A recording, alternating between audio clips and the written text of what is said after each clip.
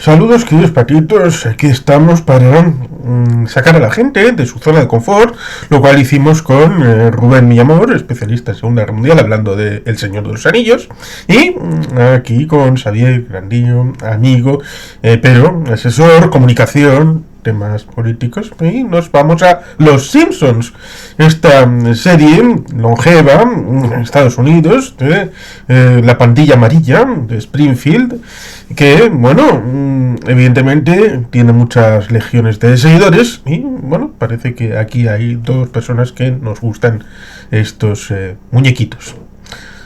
Por lo tanto, bienvenido, una vez más. Nada, hombre, muchas gracias, Juan Carlos. La verdad es que este conversatorio de hoy me resulta especial porque, bueno, yo soy de una generación que ha crecido viendo a los Simpson. Entonces, tiene su interés, pero más allá del puro entretenimiento, creo que se pueden hacer lecturas que van más allá de ello. De ahí que sea doblemente interesante.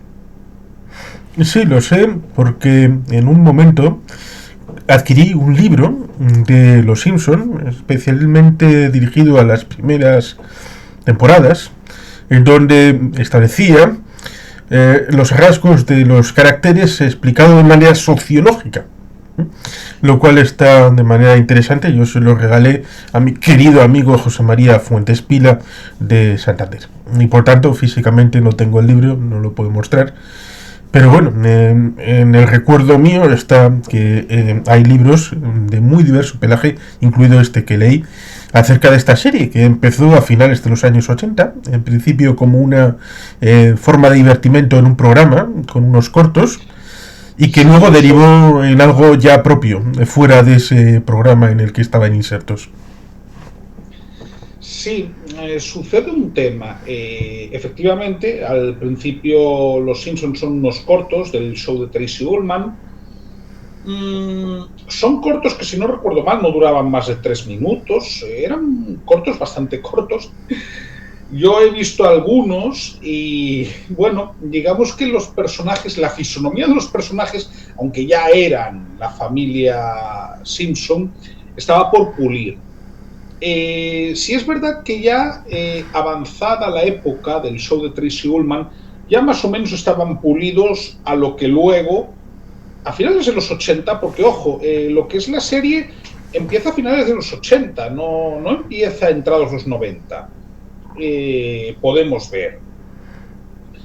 Los Simpson, para bien o para mal, han marcado a una generación. Yo diría que la generación de los que ahora mismo podemos tener 40 y pocos años. Yo te lo comento porque además resulta que tú y yo somos prácticamente de la misma quinta, ¿no? Y muchos hemos crecido viendo a los Simpson por la televisión al mediodía. De alguna manera, además del entretenimiento, todo el background ideológico y todo el soft power, ¿no? Condensado en una familia de clase media estadounidense, está ahí.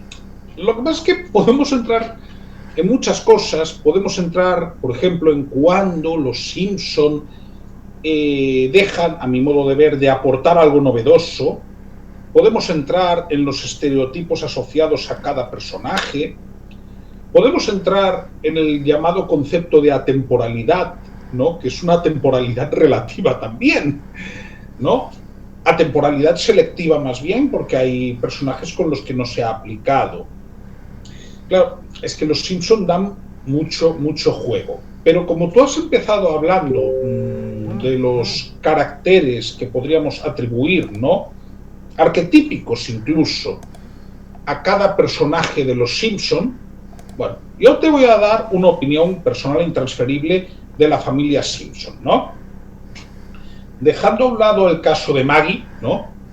Que es ese bebé eterno que hoy en día pues ya andaría por los 40 años, pero que nosotros siempre hemos visto con un chupete y salvo en alguna ocasión especial sin hablar, en algún programa especial, perdón, eh, hay personajes que más o menos han mantenido el mismo arquetipo, hay otros que quizás han exagerado ese arquetipo, Yo, por ejemplo, te lo diría de esta manera. Homer Simpson, bien, es un trabajador de una central nuclear estadounidense que representaría la clase obrera de finales de los 80, 90, que bueno, se puede pagar una casa en los suburbios, que no es un tipo especialmente espabilado, ¿no?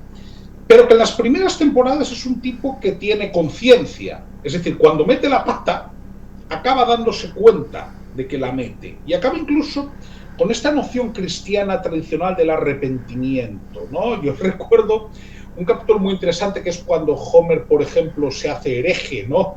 Y dice que no va a volver a la iglesia nunca más, ¿no?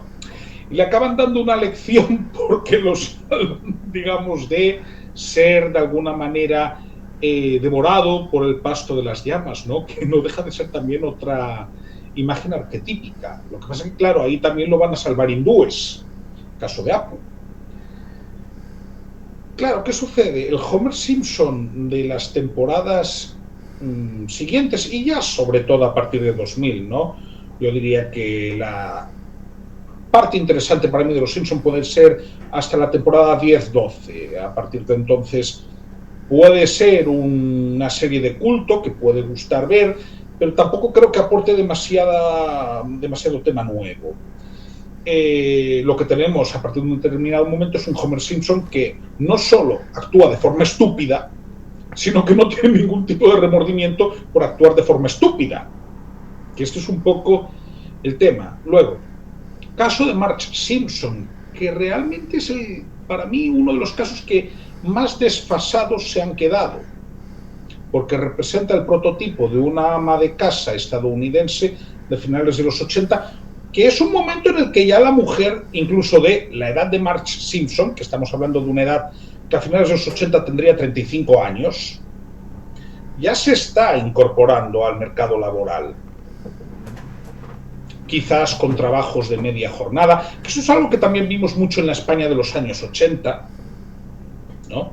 Mujeres de clase trabajadora que cuando más o menos tenían los hijos medianamente criados, pues igual se cogían un trabajo por horas, ¿no? Pero el problema que tienes es que Marge Simpson, que muchas veces es también el pepito grillo de Homer, ¿no? Bueno, es el pepito grillo necesario en esa familia para que haya un poco de cordura. En ese sentido quizás se queda un poco desfasada. Luego tenemos el caso de Lisa Simpson, ¿no? Que es, vamos a ver, la representación de todos los valores woke estadounidenses, ¿no? Ya al principio es una persona que podrías calificar de progresista y medioambientalista, pero luego le metes al pack el veganismo, le metes al pack el feminismo, y digamos que entra todo el tema woke, que ahora mismo está en boga en Estados Unidos, ya lo tenías en Lisa Simpson en los años 90. Porque realmente es un altavoz de eso, ¿no? Y bien, finalmente tenemos el caso de Bart Simpson, que es el gamberro de la familia, pero que en ese sentido, más allá de más o menos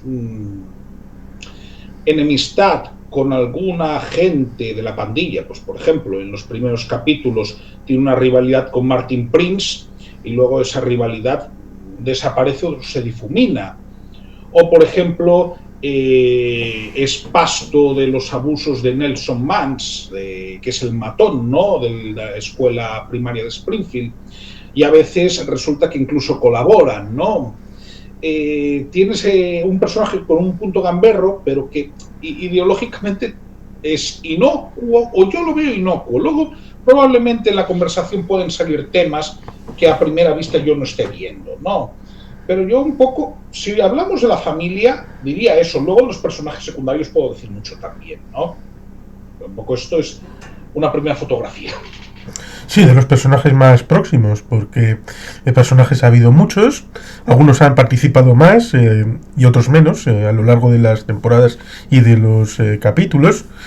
Hay que decir que el éxito de esta serie viene precedido de otras familias televisivas que han tenido presencia. Voy a citar solamente dos ejemplos, uno de éxito y otro de no éxito.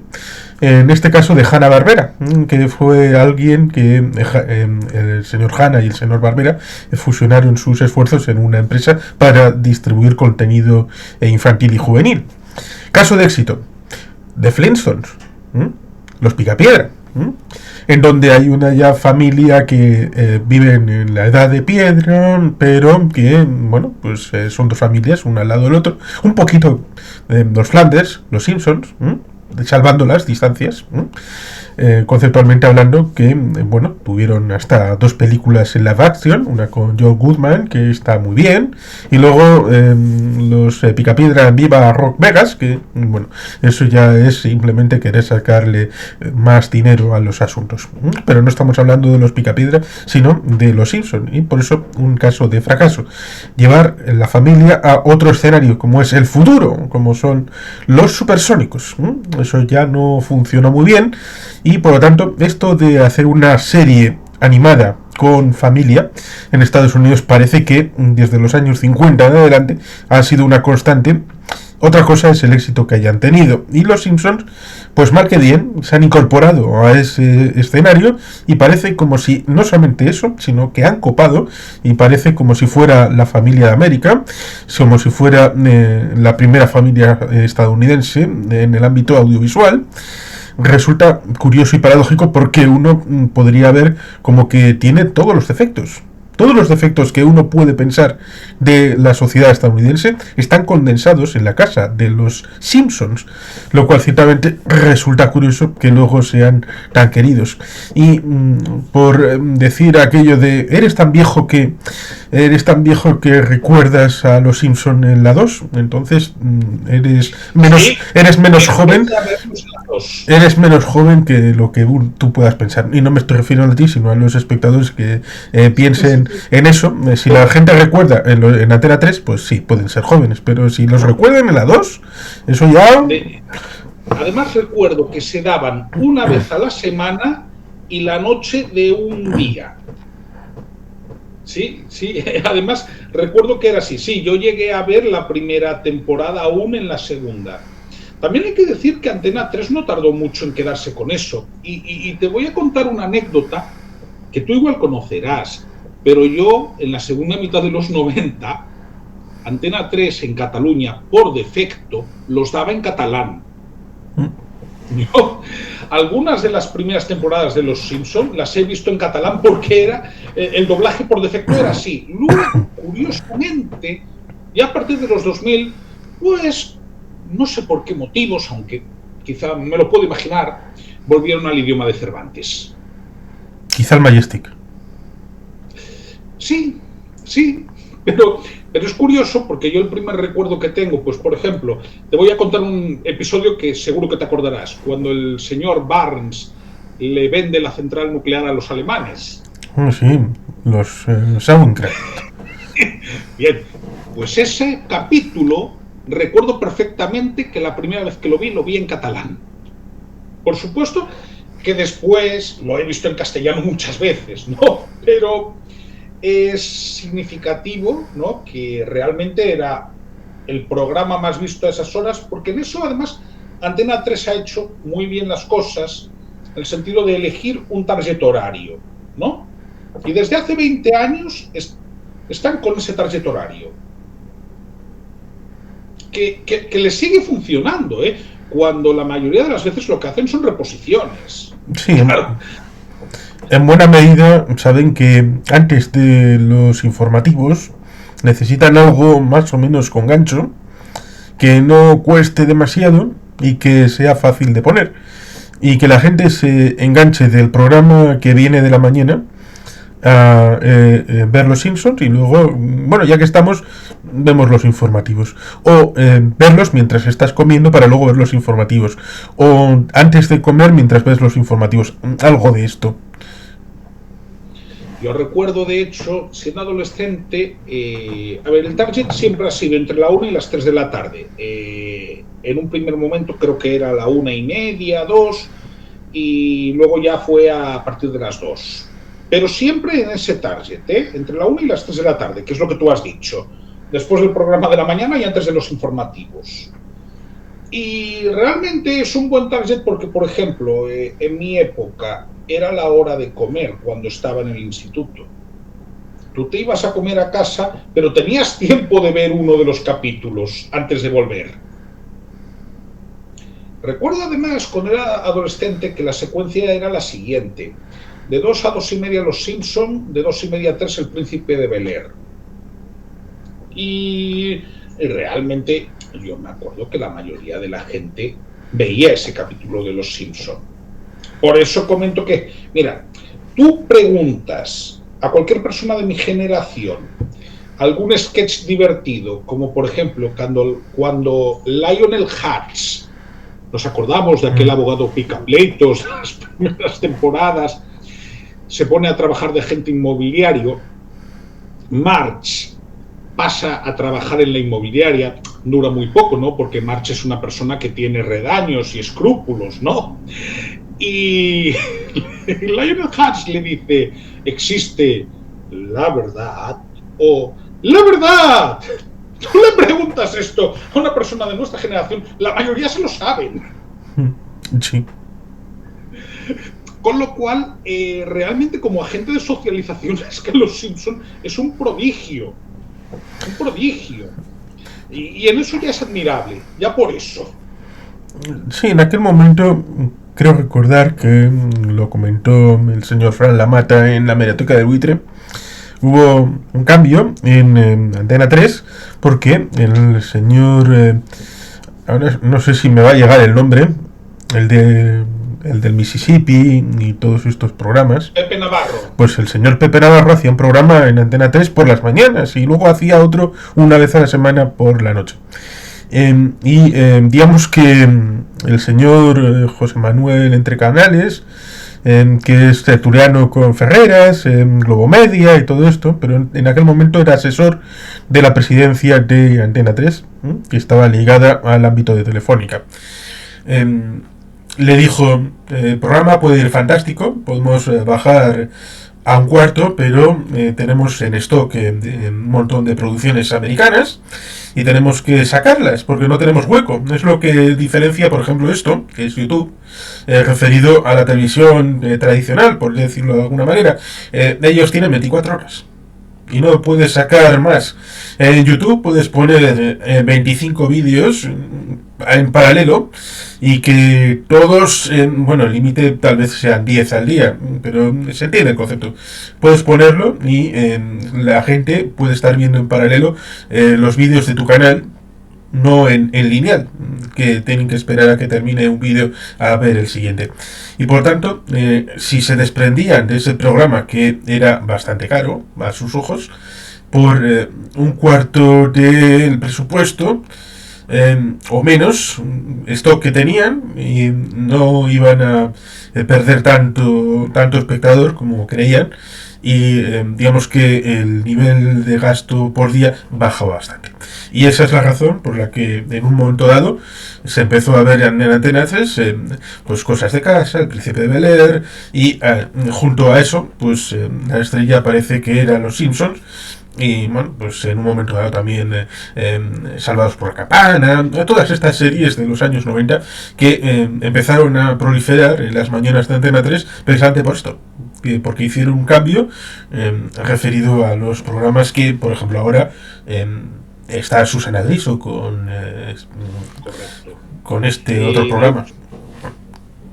De hecho, has comentado también Cosas de Casa, era otra de las series que ponían en esa franja horaria de entre las 2 y las 3 de la tarde. No, y realmente lo de las series sí funciona, ¿no? Es bastante barato. Comprar los derechos de una serie, si te funcionan y poder hacer reposiciones, es bastante barato.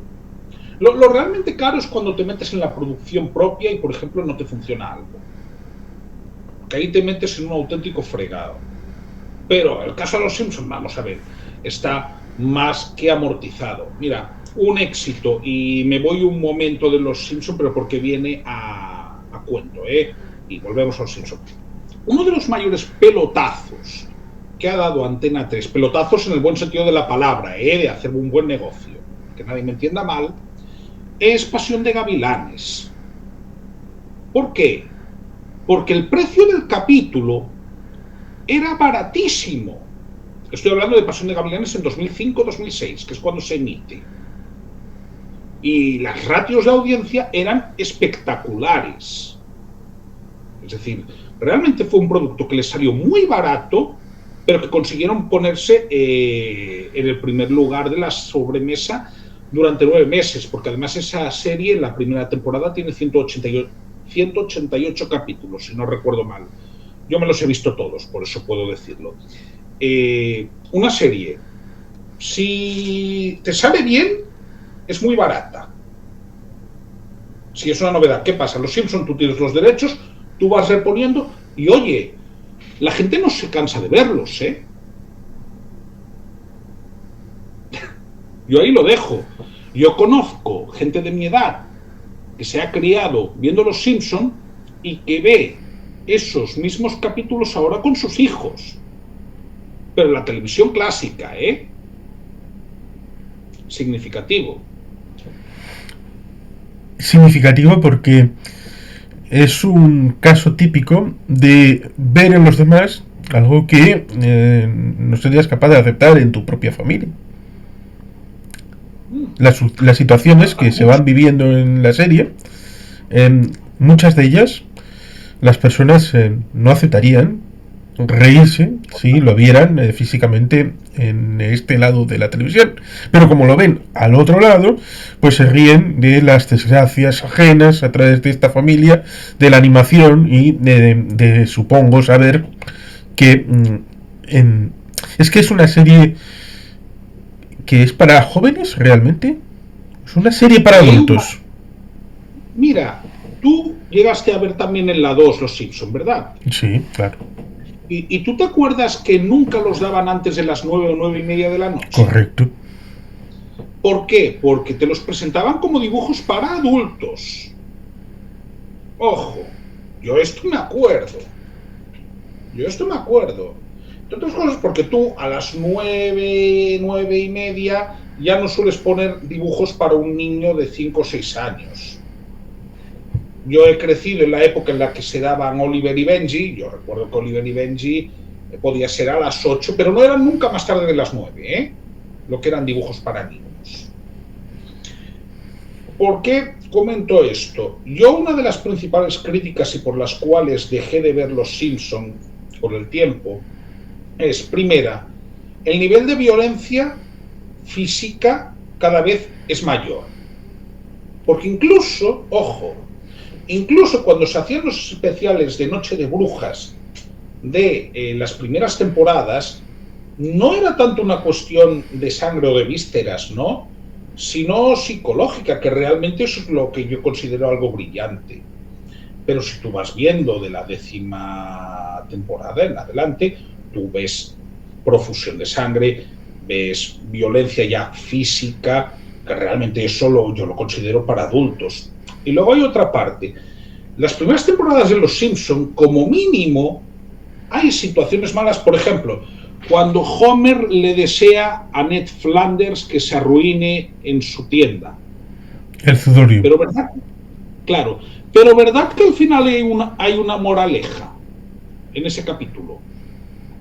Sí, sobre todo con el trayecto del propio capítulo, que van viendo la personalidad de uno y de otro, y la idea de la vecindad, la idea de la desgracia, de la pérdida, de tratar de reponerse, de tratar de seguir con la vida, y cuando uno ha fracasado no solamente una vez, porque fracasa antes de poner el Zurdorium, sino después, cuando tiene el propio Zurdorium que está a punto de tirar la toalla, aquel que ha tratado de propiciar su derrota es el que se apiada, que es decir Homer Simpson, y es el que activa su red de conocidos para tratar de salvar a su vecino, con lo cual hay cierto valor ahí detrás. Sí, es decir, es un capítulo que si yo tengo un hijo, lo veo con mi hijo.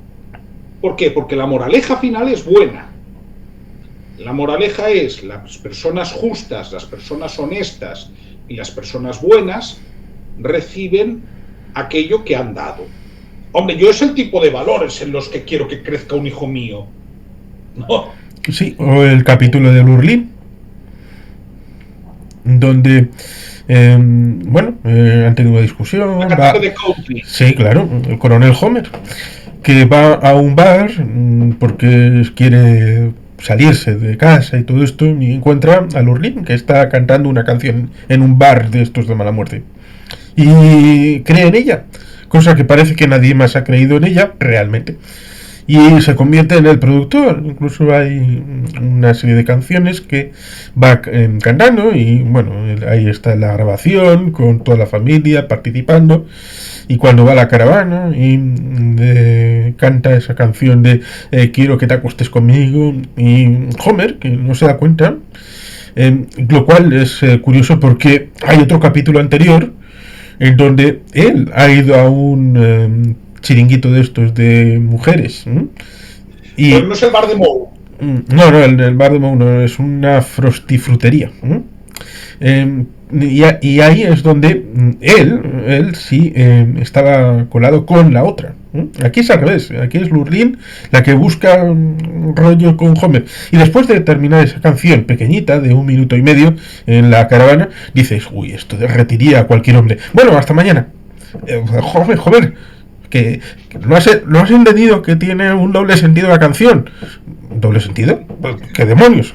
Es cuando dice Lurleen, ¿cómo osas? Y termina el capítulo con Mark Simpson recibiendo, oye, ¿puedes perdonar a un estúpido como yo? Dice siempre. Siempre. Y ahí está la redención de un marido arrepentido por haber creado esa situación en la que hubiera podido todo descarrilar, pero la fuerza de un matrimonio que se quiere, en el fondo, está ahí detrás. Y eso también tiene un valor. Incluso en el capítulo La última tentación de Homer, cuando le ponen a una compañera en la central nuclear, Mindy Simons. Sí, ¿No? a ese me refería. Claro, sí. Lo que pasa es que yo ahora mismo más o menos los sitúo contemporáneos, pero sí, bueno, lo de Sí, Mindy el de Mindy Simons, es anterior al de Lurleen. claro, claro. El de Mindy, vamos a ver, él está colado por ella, lo que pasa es que al final no sé, digamos que, bueno, hace lo correcto, o lo que se considera correcto, ¿no? Pero bueno, ahí hay, digamos que, una moraleja. Repito, hasta la 10ª temporada yo puedo considerar que hay cosas interesantes. Para mí hay un capítulo que es un punto de inflexión, ¿de acuerdo? Y un punto de inflexión que marca lo que va a ser la serie después. Y lo podemos situar. Es el capítulo El enemigo de Homero, Frank Grimes. Un crimito. Correcto, pero para mí ese es el capítulo que marca el punto de inflexión, que en Latinoamérica le dan llamar el punto de quiebre. ¿Por qué? Hasta entonces, más o menos, siempre suele haber algún tipo de moraleja, mayor o menor, pero la idea de que los buenos ganen, ¿no? En el caso del enemigo de Homer, tenemos a una persona que es trabajadora, que es competente, que es todo lo contrario que es Homer Simpson en el trabajo, que objetivamente se merecería más de lo que tiene. Y si te das cuenta, es un capítulo que tiene un fondo nihilista. Entiendo lo que quieres decir, y es que Homer hasta ese momento ha sido un poco limitado, pero toda su circunstancia, a pesar de a veces no darse cuenta de lo que está sucediendo, tiene una cierta conciencia. Y luego, cuando ha salido mal la cosa, tiene un cierto arrepentimiento. Correcto. Pero en ese capítulo con Grimes, es inconsciente y no le importa. No le importa Sí, absolutamente nada. La escena final es clarísima. La escena final es clarísima. Y no hay ni Claro, arrepentimiento, ni conciencia, ni nada. Simplemente está. claro, pero para mí ese es el gran error de los guionistas. Es decir, y para mí ese es el punto de inflexión. Y mira que los Simpsons tienen centenares de capítulos. Sí, porque está remachado cuando el tema de la carayola ha metido por la nariz. Claro, entonces, hay un antes y un después. porque Frank Grimes sería uno de los buenos que se merecería tener más. Dentro de la idea meritocrática que como mínimo se vende en Estados Unidos, que luego podemos hablar mucho de ello, ¿no? Pero de que con tu esfuerzo, tu abnegación, América es el país de las oportunidades y por Sí. lo tanto tú de cero puedes conseguir lo que te propongas. Y al final te encuentras a un tipo que las ha pasado canutas toda su vida, que ha estudiado cuando tenía tiempo y que tiene que andar mal viviendo en una habitación, y te encuentras a un incompetente, caso de Homer Simpson, que es el inspector de seguridad de una central nuclear, ojo. Sí, eso que dices de la meritocracia es el vector calvinista. Sí, bueno, son protestantes al final, mayoritariamente protestantes, aunque cada vez más secularizados. Sí, pero es esa parte calvinista de cómo afrontar lo socioeconómico. Claro, no, totalmente, un católico en ese sentido no tiene nada que ver, pero lo que se vende en Estados Unidos y el pack completo, y ojo, y eso se filtra también a gente de otras religiones, Sí, no únicamente. lo cual resulta curioso porque permea en todos los personajes, incluso en el padre, que tiene una iglesia que en principio, con el tema de la iconoclastia y esas vidrieras, resulta curioso hablar de protestantismo, porque esas vidrieras son más típicas del catolicismo. Claro, lo que pasa es que también el protestantismo, creo que cometemos el error, yo el primero, de hablar de una sola iglesia protestante, cuando realmente hay iglesias protestantes que tienen más en común con la iglesia católica que con otras iglesias protestantes. Sí, Digo teológicamente, ¿eh? sí, me refería obviamente al reverendo Loyola. Sí, el presbiluteriano. Sí, pero mira, eso me da para hablar, por ejemplo, de Ned Flanders y cómo lo que inicialmente es un personaje piadoso que cae bien, porque Ned Flanders es un tipo que en las primeras temporadas puede caerle bien a casi todo el mundo. Es decir, sí, es una persona religiosa, pero es una persona generosa, compasiva, bondadosa. Lo acaban convirtiendo en un fanático evangélico. Es decir, y eso también ya empieza a pasar a partir de ese punto. El Ned Flanders de las primeras temporadas es una persona muy creyente que realmente cree, no va a los oficios por compromiso, pero no es un inquisidor o un censor o un tipo que se dedique a perseguir a los Sí, demás. ni un martillo de herejes. Correcto, pero es que luego sí que lo es, ¿no? Digamos que ahí el programa Homer Simpson no funcionó muy bien con él cuando fueron a Las Vegas. No, lo que pasa en Las Vegas se queda en Las Vegas, pero luego volvieron a remitirlo en varios capítulos porque salió. De Las Vegas salieron aquellas pelandruscas a ir a Springfield y luego volver y volver y volver. Claro. Luego además hay una cosa. Otro de los temas que le critico a los Simpson, repito, para mí el punto de inflexión es el capítulo de Frank Grimes.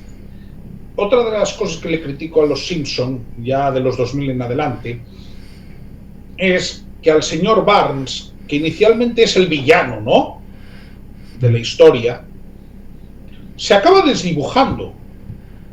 Es decir, hombre bueno no es nunca.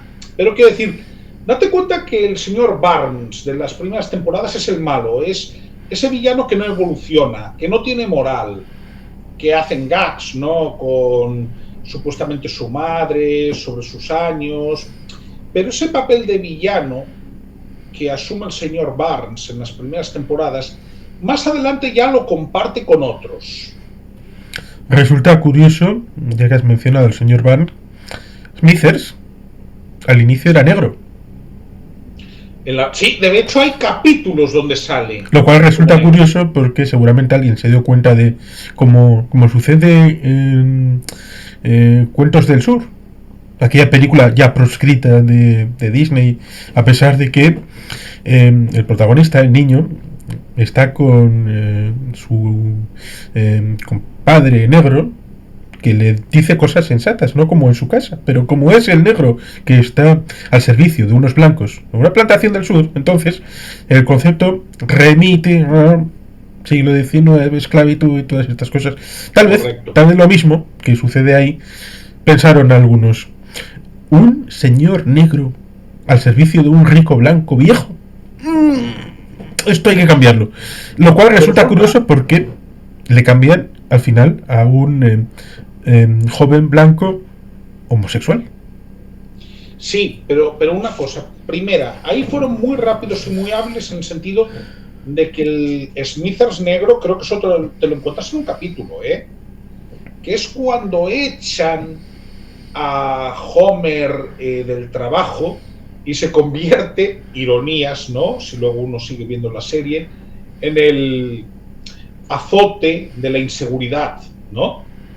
Creo que es el único capítulo en el que Smithers es negro. Sí, cuando, pero no cuando lo de la salamandra, que eso es muy posterior, sino cuando, pero cuando se convierte en una especie de líder sindical para la defensa de aquellos derechos de los trabajadores, y al final acaba pactando con el señor Barnes.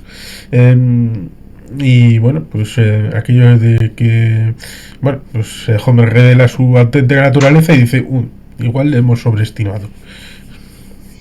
Sí, lo que pasa, bueno, ahí hay varias cosas, pero espera, sí. Creo, si no recuerdo mal, cuando a Homer lo nombran inspector de seguridad, eso ya es en la primera temporada, sí. que lo echan del trabajo, él está a punto de suicidarse, ¿no? Se da cuenta de que lo intentan atropellar porque hay una señal que está mal, y entonces él hace más que de líder sindical, de activista, ¿no? Y es cuando él reclama el cierre de la central nuclear y el señor Barnes le hace esa oferta. El capítulo al que tú te refieres es algo posterior, que efectivamente hace de líder sindical. Y cuando Barnes se da cuenta de que el tipo no le contestaba nada porque no daba más de sí.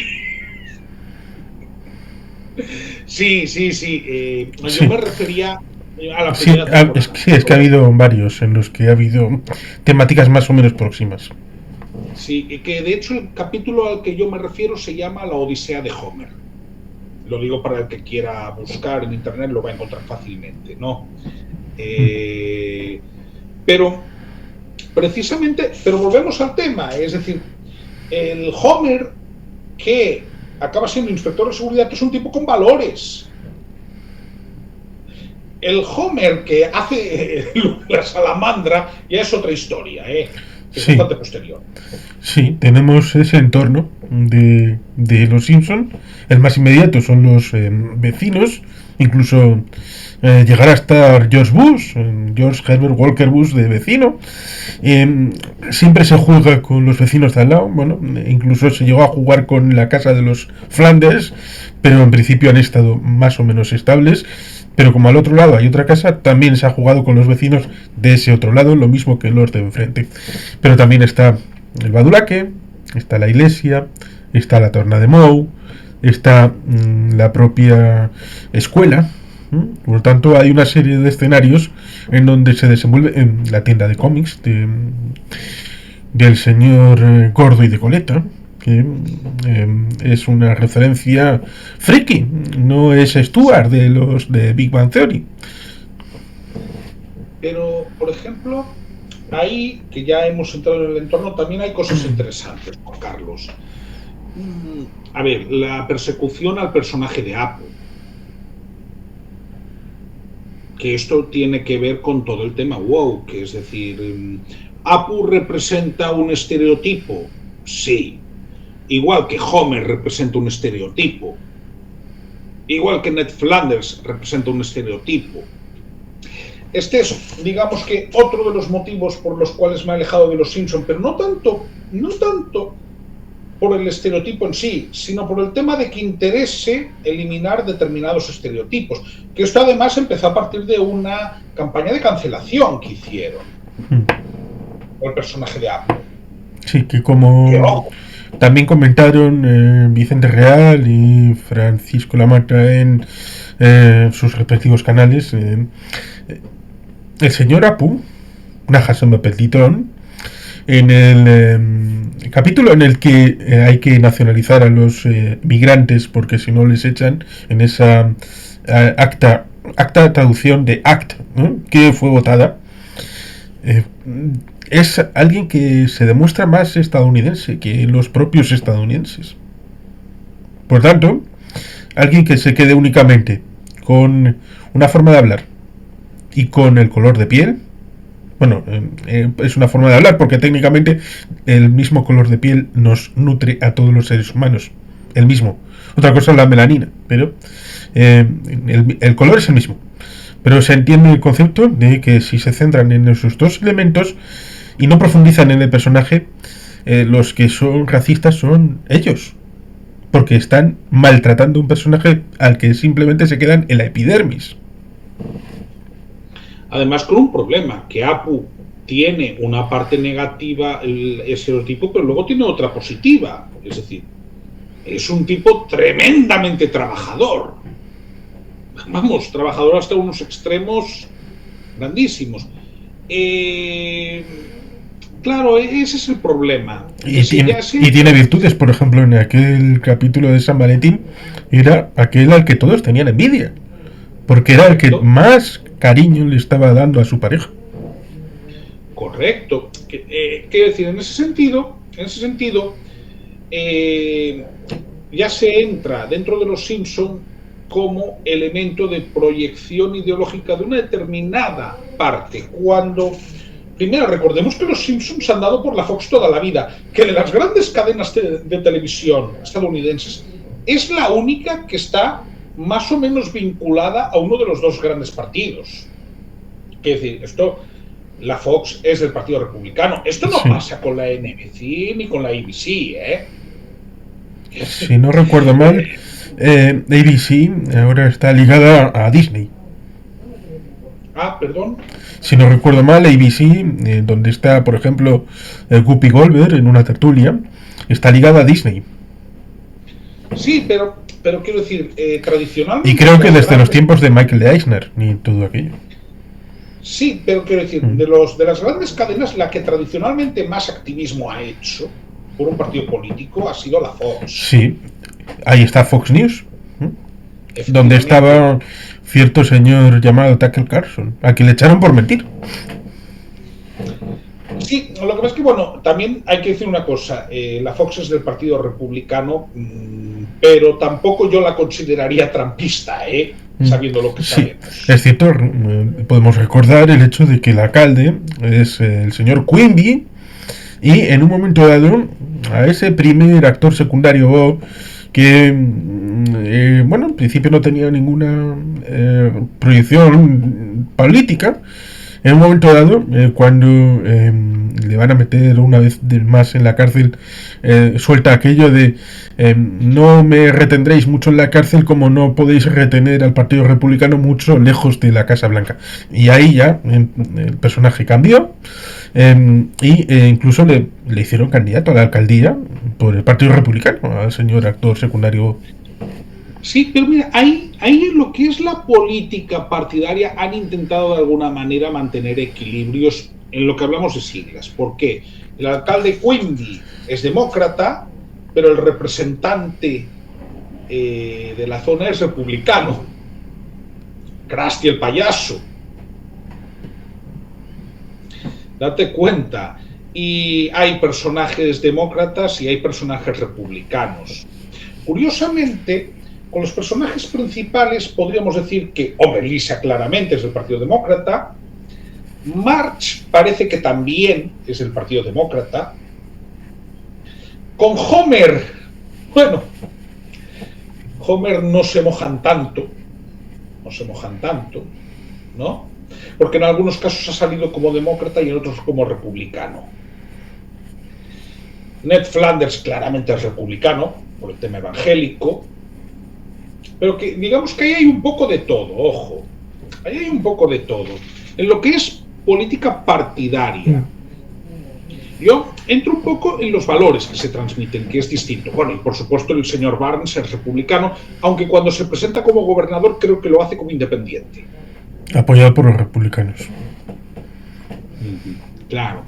Entonces, hay un poco de todo, pero la cuestión es lo que se transmite ideológicamente.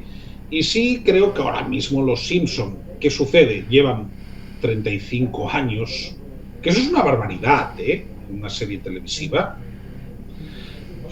Pero primera, yo siempre pienso que el concepto de la temporalidad se puede estirar, pero hasta cierto punto. Bart Simpson tiene 10 años cuando empieza la serie. Hoy en día pues andaría por los 45. A finales de los 80, aún te podías encontrar el tema del niño con pantalón corto que va al colegio. ¿Tú ahora te encuentras eso? Pues yo creo que no.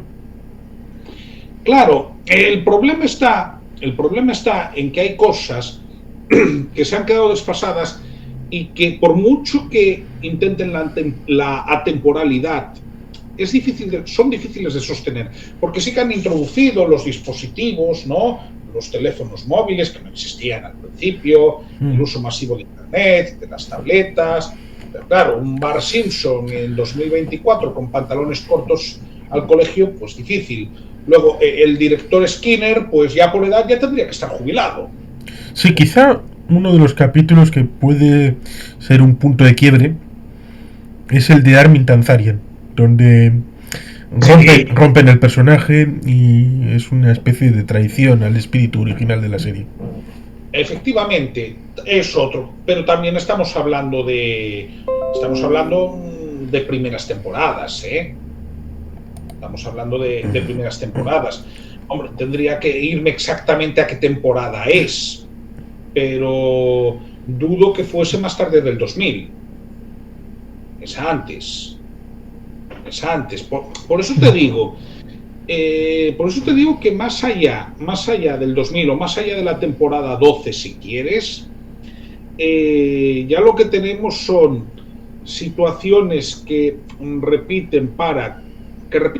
crean para entretenimiento, pero sin aportar algo novedoso y moviéndose en ese limbo de la temporalidad. Sí, es interesante eso. Bueno, continúa con eso de que solo se rompe. Que solo se rompe en casos muy puntuales.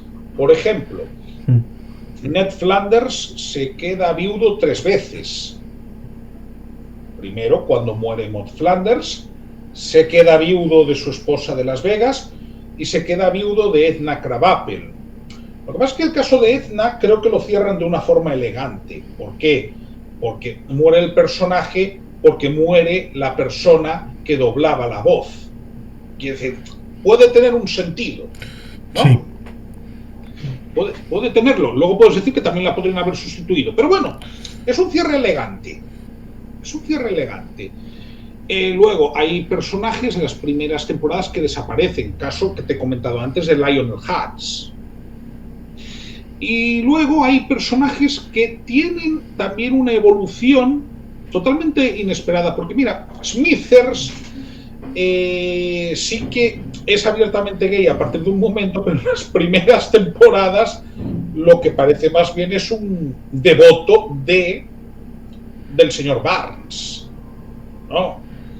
Quiero decir que yo no sé hasta qué punto también ese tema se deja en las primeras temporadas más a la imaginación de la gente. También, a ver, estamos hablando de que los prejuicios hacia la homosexualidad en Estados Unidos en la década de 1990 existían. Sí, porque lo mismo que podemos pensar sobre esos pantalones cortos en una serialización de 35 años del Club de los 5, y evidentemente no serviría el mismo colegio que aquellos 5 tenían que uno actualmente. En ese año 89, Peter Weir hizo una película generacionalmente situada en los años 50, pero que estaba hablando a la gente de los años 80, como era el Club de los Poetas Muertos, en donde hay una relación homosexual, pero está soterrada porque no son capaces de explicitarla. Es decir, estamos hablando de que, en paralelo, tal vez, lo que no pueden explicitar en una película, del año 89, tal vez la relación del señor Smithers con el señor Barnes tampoco se atrevan a explicitarla. Sí, yo en ese sentido creo que la cosa va por ahí y bueno, tampoco vamos a dar en el Estado español muchas lecciones a nadie porque esos prejuicios en la sociedad española también existían. Sí, costó que llegara alguna serie en donde el personaje se declarara abiertamente homosexual y precisamente fue en alguna de estas series juveniles en donde sorpresivamente uno de los personajes pues me dio y no... Yo recuerdo un caso de una serie de los 90 de España y fue en el año 93, Farmacia de Guardia. El amigo de Quique, el mejor amigo de Quique, se declara homosexual. Y recuerdo que entre los amigos en un primer momento hay un vacío. Estamos hablando igual del año 1993, de hace 30 años. Esto en España. En Estados Unidos también había un cierto prejuicio. Mucho más en una serie que aunque teóricamente es para adultos, porque yo no me atrevo a decir que los Simpsons sean para niños, sinceramente. Mi concepto de dibujos infantiles no es ese. Sobre todo, las últimas temporadas. Entonces yo creo que tendrían ese prurito y esos prejuicios que había. Sobre todo prejuicios. Ahora mismo estas cuestiones se plantean de otra forma, pero porque la sociedad ha evolucionado. Sí, los temas se toman de otra manera. Sí, sobre todo, a ver, ojo, jugaban con ese tema de una forma sutil, es decir, ¿qué sucede? El señor Smithers es inicialmente un devoto del señor Barnes que llega a decirle que lo ama cuando parece que va a haber un accidente nuclear. Que, por cierto, Homer Simpson resuelve con el pito, pito, colorito, ¿dónde vas tú tan bonito? Sí, el capítulo del diccionario. Correcto, ¿no? ¿Qué sucede? Pues a la par que va evolucionando la sociedad estadounidense, ese tema, digamos que lo van haciendo más natural. Pero tiene que ver con los ritmos sociales. Una de las hermanas de Marge acaba saliendo del armario. También. Pero digamos que en ese caso ya es algo que va bastantes temporadas más allá y que ya tiene que ver con la cuestión ideológica o con temas de querer plantear un determinado escenario, mientras que lo del señor Barnes y Smithers, bueno, más bien Smithers con el señor Barnes, es algo que tienes ahí latente desde prácticamente el principio. Otra cosa es que no se hablase con tanta claridad por prejuicios sociales que había. Pero vamos, con la perspectiva que te da el tiempo te das cuenta. Y eso está prácticamente desde que empieza la serie. Por eso digo, hay cosas que tú vislumbras desde el principio, pero hay cosas que luego pasas unas temporadas, introducen, y muchas veces esa introducción a mí me responde más a cuestiones de agenda ideológica sobrevenida. Eso es quizás lo que no me gusta tanto. Es cierto que después de una serie de temporadas tienen que ampliar, porque el espacio físico amerita que haya nuevas sensaciones, nuevas situaciones, nuevos momentos. Algunos son puntuales. La relación con el supuesto pueblo vecino como es Shelbyville, eso siempre está de fondo, pero una especie de West Texas, el West Springfield Oeste, que sirve para algún capítulo, la relación de en qué lugar de Estados Unidos está, lo cual ha dado para muchas teorías. Tal vez Springfield, Illinois, Springfield, Massachusetts, la idea de si está en el interior o la costa, porque ha estado la Marina de por medio, no solamente cuando tienen el grupo, sino también luego en algún otro capítulo Homer también se alista a la marina. Por tanto, esa situación es condicional a las necesidades de cada capítulo. Sí, pero en eso yo sí que creo que han jugado de una forma inteligente, porque nunca han desvelado en qué estado estaría supuestamente Springfield. Y además tienen la ventaja de que hay infinidad de lugares en los Estados Unidos que se llaman así. Se llaman Springfield. Y han jugado con eso, pero bueno, eso hasta cierto punto me parece inteligente, ¿ves? Porque sí, hay casos en los que se van a un desierto cercano, hay casos en los que se van a un glaciar, hay casos en los que se van a unas montañas, hay casos en los que se van a un supuesto puerto. Ojo, también comento una cosa. En un estado de Nueva Inglaterra es perfectamente posible que tú te vayas del puerto a la montaña en muy poco tiempo, ¿eh? Lo que ya es más complicado es que te vayas a un desierto. Sí, incluso si estamos cerca de la Ciudad del Viento, que tiene un puerto interior, pero ese lago tiene mareas muy vivas, con lo cual se actúa en buena medida como un mar. Con lo cual también estaríamos hablando de Massachusetts o de Illinois como... Los grandes lagos. Sí, esto que estás diciendo de Chicago podría valer también para ciudades costeras de Ohio, por ejemplo. O podría valer para Michigan también. Sí, sí. En ese sentido, sí. Sí, pero juegan con eso de ponerlo en un lugar indeterminado. Entre otras cosas, porque si lo pusieran en un lugar concreto, quizás perderían la magia. Pero bueno, ese... Sí, quizás perderían la empatía de que fuera de todos y de nadie a la vez. Efectivamente. Pero bueno, ese para mí sí que es un recurso inteligente. Yo eso, digamos que no se lo critico.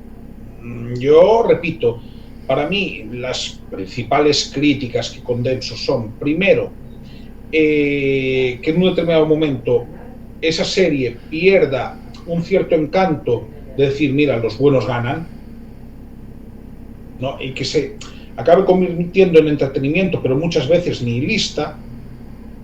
Repito, es que el caso de Homer Simpson para mí es el más de manual. Porque, a ver, personajes atormentados, pues sí, los ha habido desde siempre. A ver, Moe Szyslak siempre ha sido un atormentado. ¿No?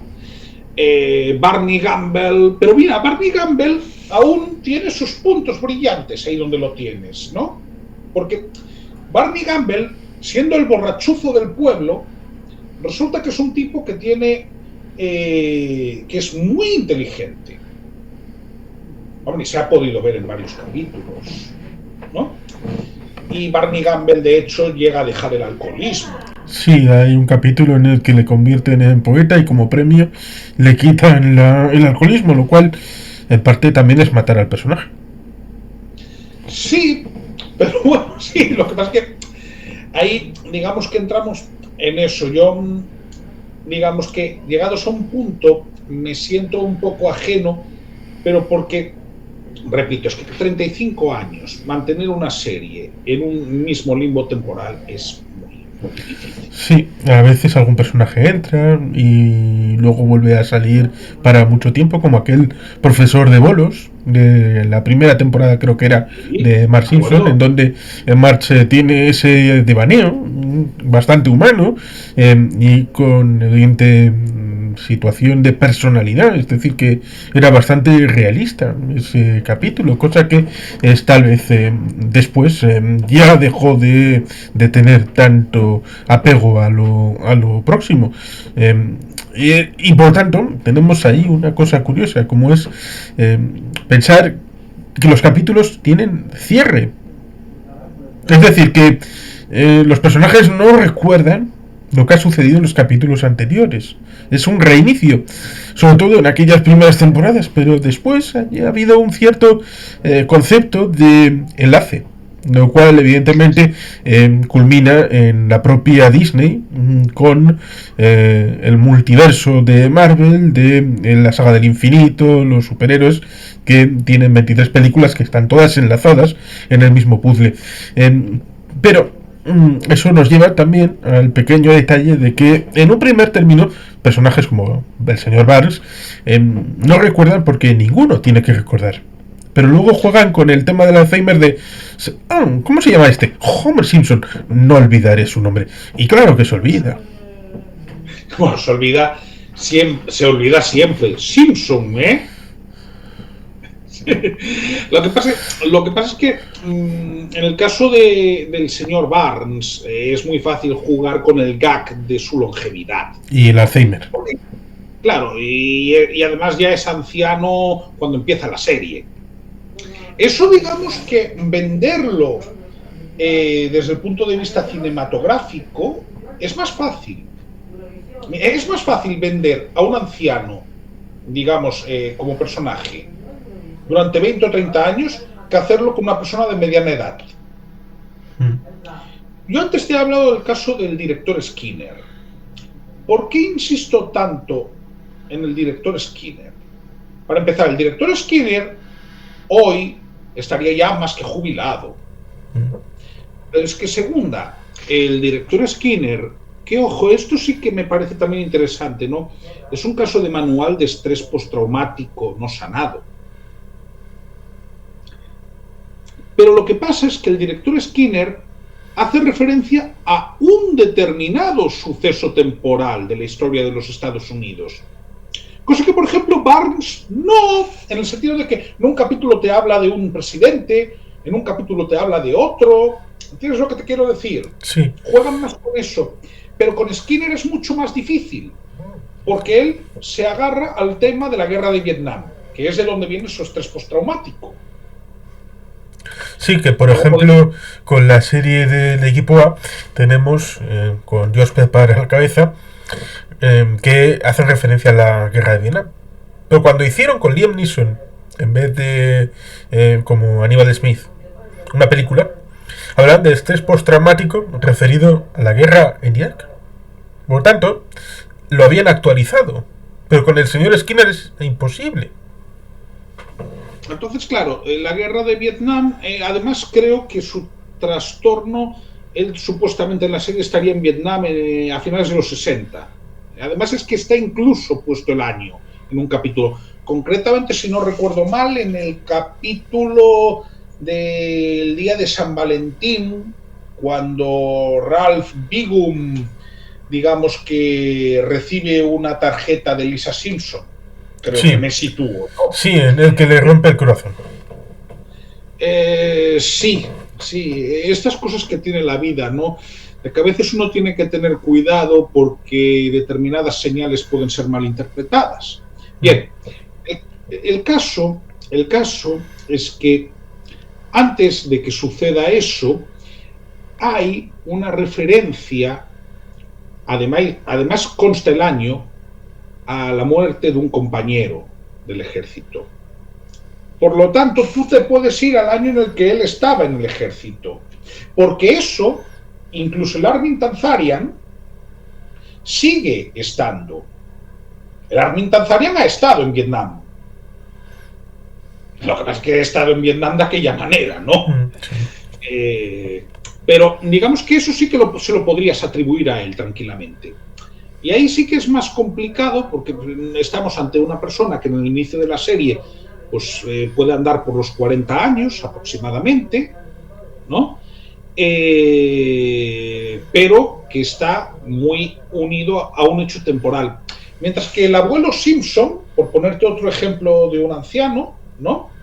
A veces juegan con la Primera Guerra Mundial, a veces juegan con la Segunda Guerra Mundial, pero claro, es que el abuelo Simpson, al igual que el señor Barnes, ya es un anciano cuando empieza la serie. Sí. Y claro, también digamos que introducen el tema del Alzheimer con el abuelo Simpson. Sí, que se inventan historias y que, bueno, Pues es un poco como el propio origen del Joker, que a veces en algún cómic te da una explicación y luego en otra, y como es un ser caótico, no es que sea viejo, pero es caótico, con lo cual te dice lo que quieres escuchar. Y esto, ligado a un anciano, referido a su propio origen y evolución, pues por el tamiz del Alzheimer, pues puede ser presentable. Pero resulta curioso que no hemos mencionado a Milhouse Van Houten. Y es que en un principio Milhouse era el compañero, amigo, mejor amigo de Bart Simpson, pero luego lo convierten en el fregadero de los hermanos Simpson, tanto él con las fechorías como de ella, sabiendo que él está colado por ella, ella juega con él. Los dos hermanos Básicamente, juegan con Milhouse. sí, sí, bueno, básicamente se convierte en su pagafantas, ¿no? Claro, a ver, quizás no he comentado, no he hablado de Milhouse Van Houten y sí habría que hablar de él, porque mira, este es uno de los personajes que sí, digamos que tiene una explicación, su evolución, con el divorcio de sus padres, que por cierto luego vuelven, ¿no? Sí. Eh, y sí que nos encontramos que Milhouse evoluciona en el sentido de que, a ver, también Bart Simpson lo utiliza, a Milhouse Sí, muchas los dos, veces. los hermanos Simpson. Claro, claro, quiero decir, de hecho hay un capítulo buenísimo, ¿no? En el que Bart Simpson dice, sí, este es mi mejor amigo por conveniencia geográfica. Vamos, porque es el que tengo más cerca de casa. Hay que decir que incluso a veces el papel de Milhouse lo ha llegado a ocupar Ralph Wiggum, ¿eh? Y mira que Ralph Wiggum es de la quinta de Lisa. De hecho, hay un capítulo en el que dice Bart Simpson, yo nunca dejo solo a un amigo, aunque sea Ralph, ¿no? Pero sí, el caso de Milhouse es quizás un caso de los mejor trabajados para mí en la serie, porque dentro de esa temporalidad hay un evento, un acontecimiento que puede justificar sus problemas de autoestima. De hecho, lo presentan como un rarito. Pero, si te das cuenta, eso se agranda mucho a partir del divorcio de los padres. Sí, porque el divorcio de los padres también es en las primeras temporadas, ¿eh? Es decir, hay un punto en el que eso se va agrandando. Y digamos que él, a partir de una determinada temporada, se ve como más dependiente, como más... A ver, no me gusta utilizar esta palabra, pero estamos hablando de ficción, rarito, ¿no? De hecho, incluso juegan con eso en algún capítulo cuando llama a su psicóloga, ¿no? Y su psicóloga le dice, no, hablando con su marido, no, es este tipo rarito. No. A ver, pero ahí tienes una explicación, tienes una evolución que puedes entender, ¿no? Pero sí, al final es digamos que por un lado se aprovecha del Bart y por el otro se aprovecha Lisa porque Lisa sabe que está colado de él. De hecho, en muchos capítulos que hacen de un futuro, ¿no? Que han hecho unos cuantos, Sí. curiosamente un futuro que en muchos casos ya ha llegado y que las expectativas de ese futuro tampoco se han cumplido, ¿no? Eso también es curioso. Aparece siempre muy cerca de ella y sigue colado de ella cuando Lisa supuestamente es adulta. Y creo que ahí faltaría de los personajes secundarios, ¿no? Porque, a ver, Mouse Islack no tiene mucho más recorrido, es un tabernero solterón, solitario y empedernido. Barney Gamble ya hemos hablado de él. El reverendo Lovejoy tampoco es que tenga mucha chicha para mí. De hecho, creo que lo tiene más su señora como personaje. Mira lo que te digo. Sí, resulta curioso. Pero no quería dejar de hablar de Nelson Mans. Porque Nelson Mans en todo esto también juega un papel. Y juega un papel sociológico. Que es, digamos que, el producto de las familias desestructuradas en los Estados Unidos. Yo, por ejemplo, soy capaz de empatizar con su situación con mucha facilidad. Y de hecho me cuesta menos que con Milhouse. Porque Milhouse es, por ejemplo, un niño de una familia de clase media, ¿no? En el que hay un problema. Y a raíz de ese problema, pues lo acaba, por desgracia, lo acaba pagando él psicológicamente. Pero es que Nelson Muntz, prácticamente desde que es pequeño, o desde que empieza la serie, ya ves cuál es su contexto. Y ves que es un matón, pero es un matón porque tiene una situación muy problemática a su alrededor. Y probablemente porque él es consciente de que no tiene futuro. Ojo, es que estos temas no los vemos. Pero a ver, se ha visto muchas veces cuál es la casa en la que vive Nelson Muntz. Sí. Por ejemplo, hay un personaje en el Club de los Cinco que tiene una vertiente parecida, que es el malote de los cinco. Claro, lo que pasa es que Nelson Muntz sí que quizás es un malote con causa. Hombre, yo creo que el malote al que me refiero también lo explica en la película. Sí, perdón, no estaba hablando en relación a la película. Digamos que estaba hablando en relación a otros personajes de Los Simpson. Sí, yo me refería que en el Club de los Cinco explica su situación y tiene un cierto parecido con lo que estás comentando. Claro, quiero decir, por eso te digo, para mí, mira, Nelson Muntz es el contrapunto que explica la situación de los niños de familias excluidas en los Estados Unidos, de familias blancas. Curiosamente, y eso sí que creo que lo trabajaron bien, los personajes afroamericanos en la serie no son personajes mayoritariamente mal posicionados socialmente. Estoy pensando, por ejemplo, en el doctor médico. El doctor Hibbert. Efectivamente. No es una persona mal posicionada. Quiero decir, es una persona que tiene un cierto prestigio en la comunidad, ¿no? Eso sí que lo trataron bien. Un tema que veo que en el principio de la serie trata muy de soslayo, y claro, en los años 90 no era tan importante, luego ya fueron introduciendo, pero ya esa base de meter pequeños personajes secundarios, es el tema de los hispanos. El tema de los hispanos, los primeros años, el principal personaje es Nick Riviera, ¿sabe? Ese médico un tanto chapucero, ¿no? Que además en España lo ponía con acento argentino. Sí, el clandestino. Correcto. Pero curiosamente con acento argentino, cuando teóricamente esa no es la idea, ¿eh? No es la idea, pero estas son esas cosas que tiene a veces el doblaje, ¿no? En el estado español. Sí, porque Nick Riviera quizás sonaría más mexicano, tal vez. Correcto. Y de hecho, probablemente el modelo en el que estaban pensando en los Estados Unidos, cuando piensan en un actor hispano, en un personaje hispano, están pensando en un mexicano. Lógico también, porque es la nacionalidad más numerosa. Sí, porque en los tiempos de la Segunda Guerra Mundial, tal vez porque muchos actores de Hollywood se fueron, por ejemplo, Clark Gable, directores.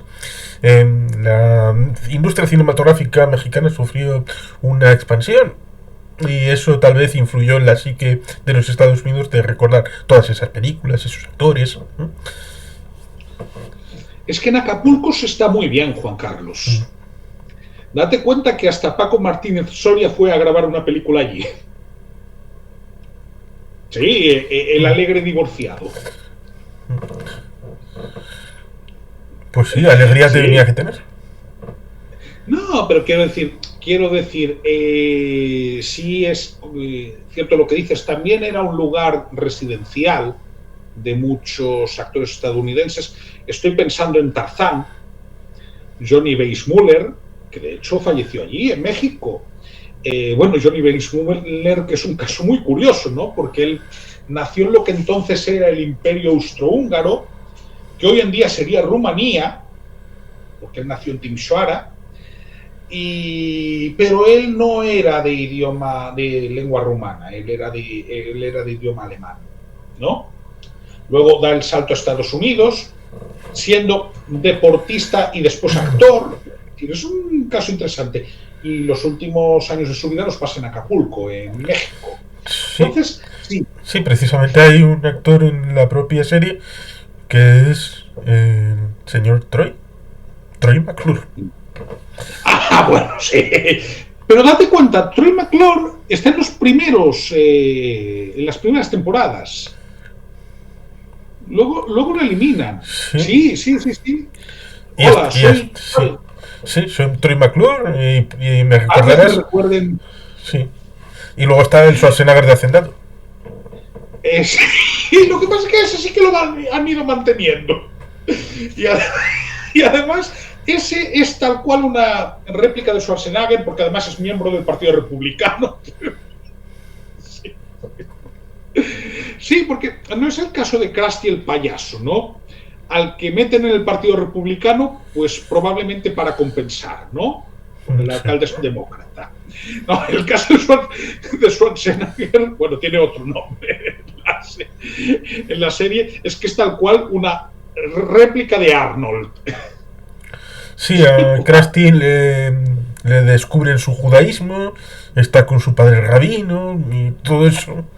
Y al final, curiosamente, el personaje acaba más suez, corrupto.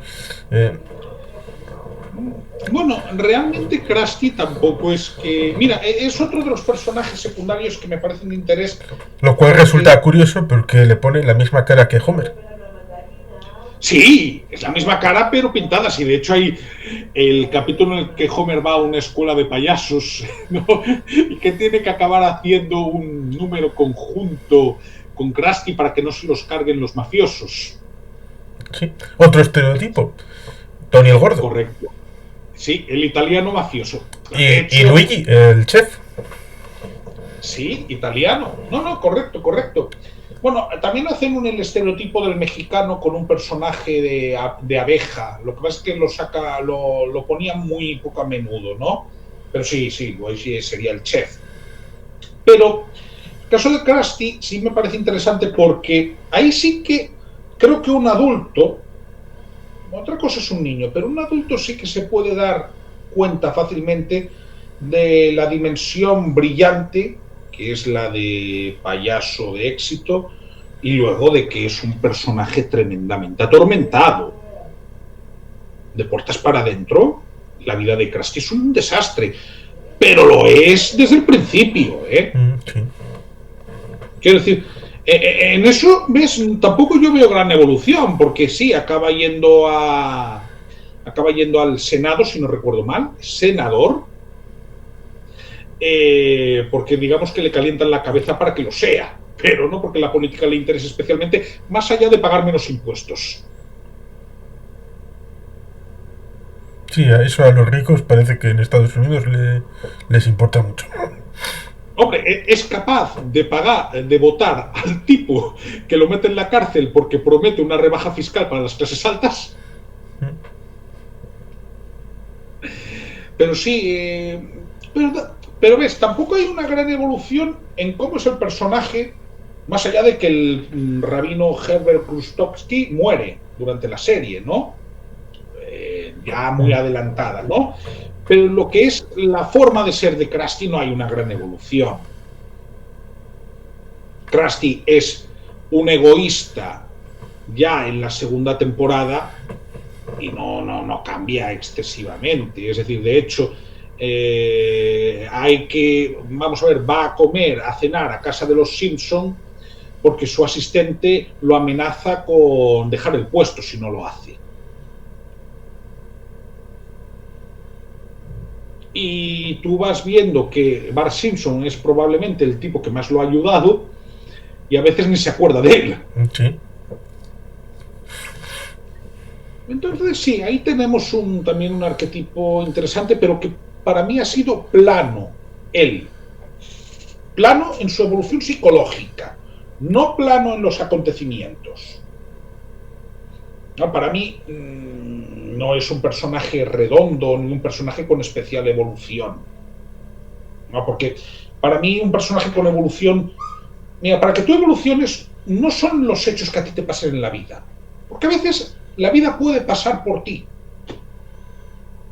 Para mí la evolución es en cómo afrontas tú estos hechos o cómo actúas tú ante estos hechos, sean o no sean inevitables, porque hay hechos tangenciales en los cuales igual o indirectos en los cuales tú no puedes hacer mucho. Es decir, cuando tocó confinarnos, pues tuvimos que confinarnos porque nos tocaba, por poner un ejemplo, ¿no?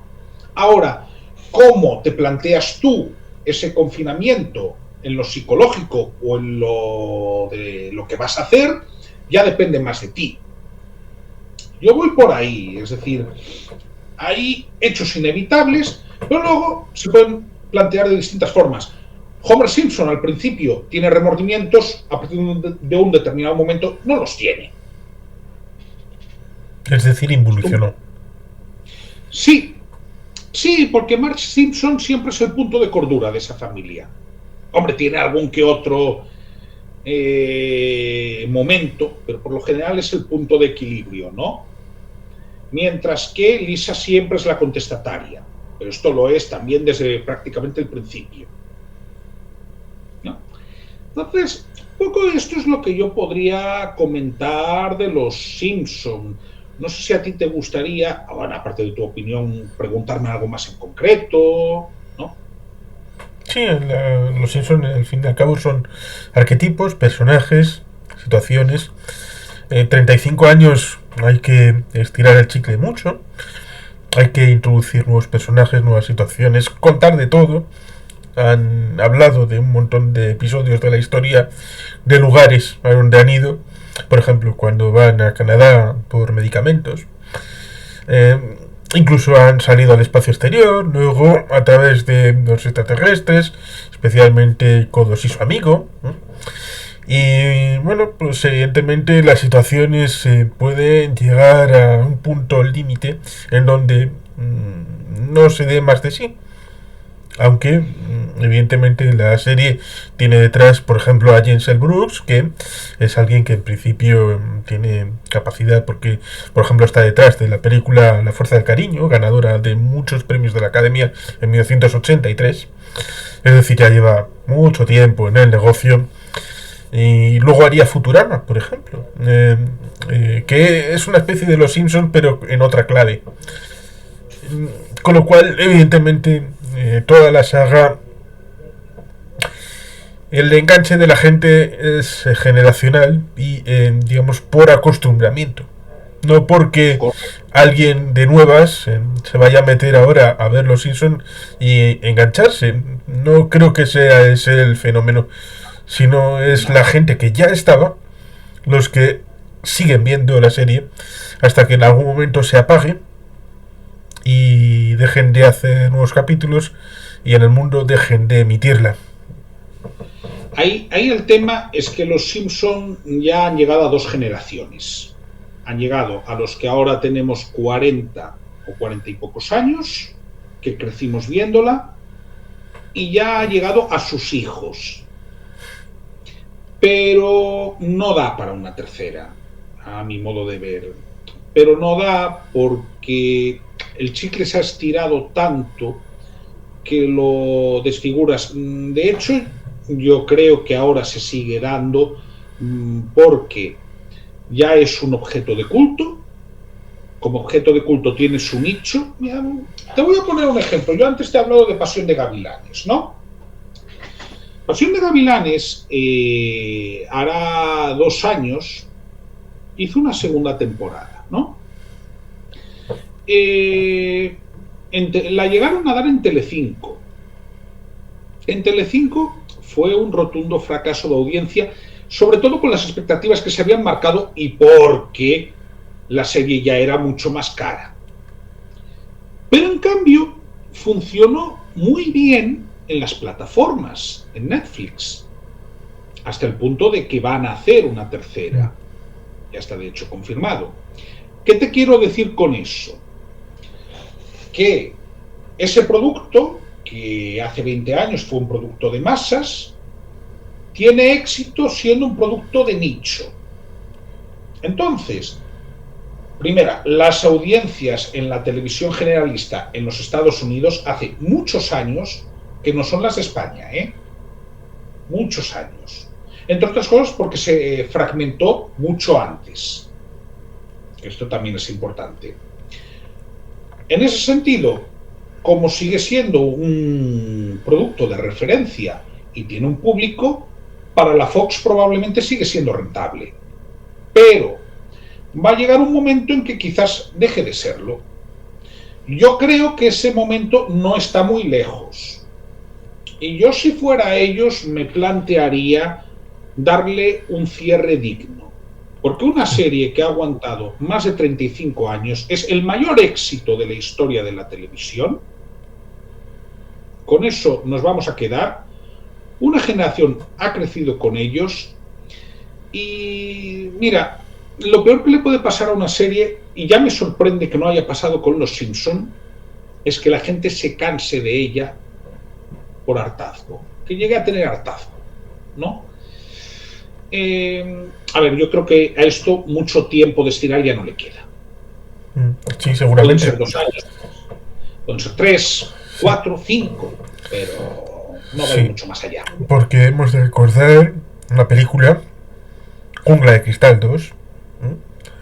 Está el avión sobrevolando Washington, me refiero el de Holly Genaro, Holly McClane, y en un momento dado dicen, vamos a coger la señal local, y emiten un capítulo de Los Simpson, que es el de la terapia de Los Simpson, aquel en donde tienen unas barras, se están golpeando y luego le quitan el acolchado y se dan, y tienen el tema de los electroshocks. Sí. El doctor Marvin Monroe. Sí. Hogar agridulce hogar. Sí, y pondré otro ejemplo. Viva Theory. Viva Theory tal vez debería haber terminado antes. Jim Parsons se negó a renovar una temporada. Y Kaley Cuoco quería seguir, es decir, Penny. Pero lo que era una serie de frikis, con todos los componentes clásicos de frikis que antes eran para solamente un nicho concreto, pero que luego han socializado su existencia y parece que es mainstream, referido a cómics, películas, ciencia ficción, juegos de rol, juegos de mesa, todos estos elementos que antes era de gente rarita y luego parece que que toda esta gente se ha hecho mayor y han ocupado un espacio mayor. Pero aquella serie se convirtió en una sitcom normalita, sin ningún tipo de beneficio ni de elemento extra. Y por tanto, eso ya no era Big Bang Theory. Y por tanto, deberían haber tenido un final digno mucho antes. Y tal vez ese elemento debería de estar en la reflexión de Los Simpson, de querer seguir con lo mismo más y más y más. Pues igual hay que seguir con otras historias, con otros personajes, con otros mundos. Sí, sobre todo porque el problema está en que la sociedad de los Estados Unidos ya no es la sociedad de los Simpson. La sociedad en la que nacieron los Simpson. Es que 35 años dan para mucho, Dan para mucho. Es un modelo de familia de clase media blanca, eso también hay que poner ese matiz, protestante, cada vez hay menos protestantes proporcionalmente, entre otras cosas porque cada vez la sociedad estadounidense está más secularizada, ojo, ¿no? Porque curiosamente, aunque hay un flujo migratorio muy importante, que es el principal, ¿no?, de los países de Hispanoamérica, eso no implica necesariamente que aumente el número de católicos ahora mismo. Sí, porque la fragmentación en Sudamérica y en Centroamérica referido al catolicismo frente a otras concepciones evangélicas, protestantes, es algo que ya viene de varias décadas produciéndose ahí abajo. En Guatemala y en El Salvador, por poner dos ejemplos, o en Honduras, la cosa ya está 50-50. Y en Brasil también han tenido desde la época de, creo que era Marina, la candidata que se presentó en un grupo minoritario aparentemente, pero con fuerte componente evangélico, frente a Dilma, frente a Lula, en varias elecciones de este siglo XXI. En Brasil tienen un aparato de presencia política que revela un aparato religioso previo en las comunidades. Por lo tanto, en un país tan grande como Brasil también tienen su influencia, y también en otro como México. Claro, menos en México proporcionalmente, es curioso, aunque tienen, pero menos. Primera, porque en México la cuestión laicista tiene mucha más tradición. Ojo, estamos hablando de más de 100 años. Segunda, hay un culto a la Virgen de Guadalupe muy marcado, y de hecho las zonas donde hay más evangélicos están bastante localizadas en el territorio, quitando las grandes ciudades, ¿no? Pues estoy pensando en el estado de Chiapas o en estados fronterizos con Guatemala. Es decir, es un caso bastante curioso el de México.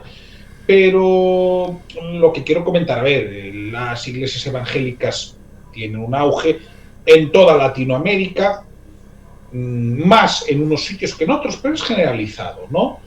Y claro, es que muchos de los centroamericanos que llegan a Estados Unidos es que ya son evangélicos, ya no son católicos.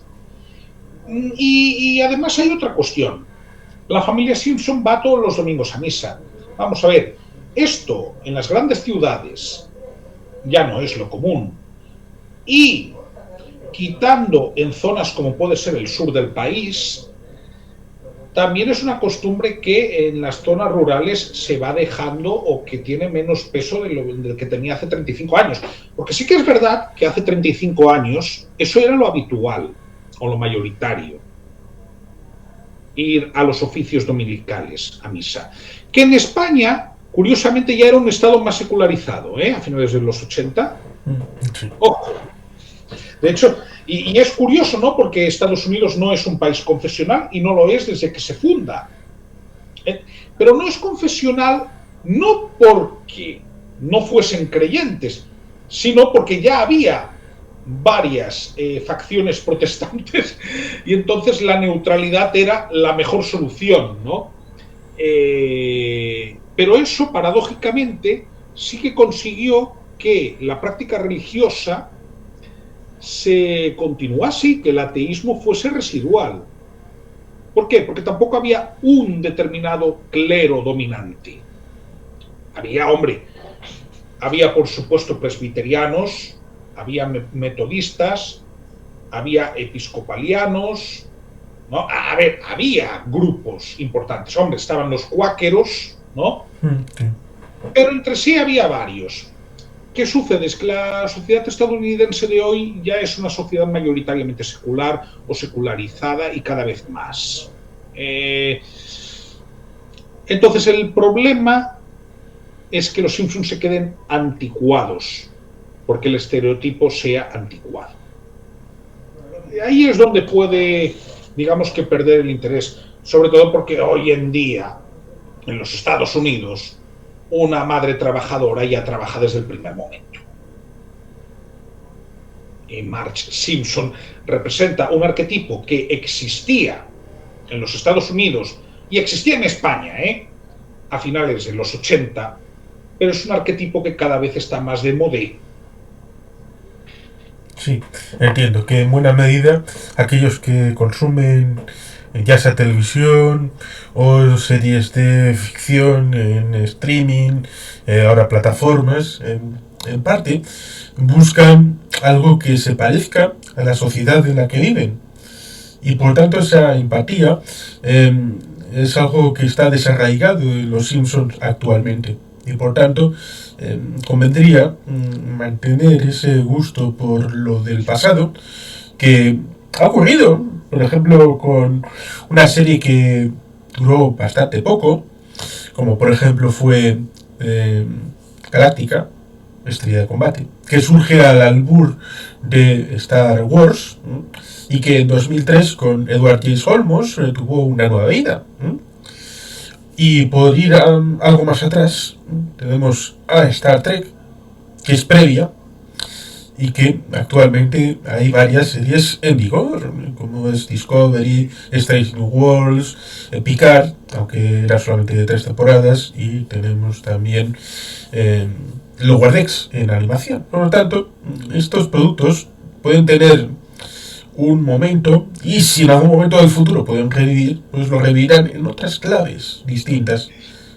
Claro, pero ahí no se queda de modé. Es que tú luego puedes hacer lo que se da en llamar, si quieres, un spin-off, por ejemplo. Y un spin-off bien hecho queda bien. Bien hecho, ojo. Luego incluso se juega con precuelas. Creo que algo así ha hecho The Big Bang Theory, ¿no? Sí, con el Heaven Sheldon. Efectivamente, bueno, también es el personaje que quizás daba más juego para hacerlo, ¿no? Pero Lo cual es eso, curioso porque dio juego de manera no buscada. Porque en principio, en Galecki, Johnny Galecki iba a ser el protagonista.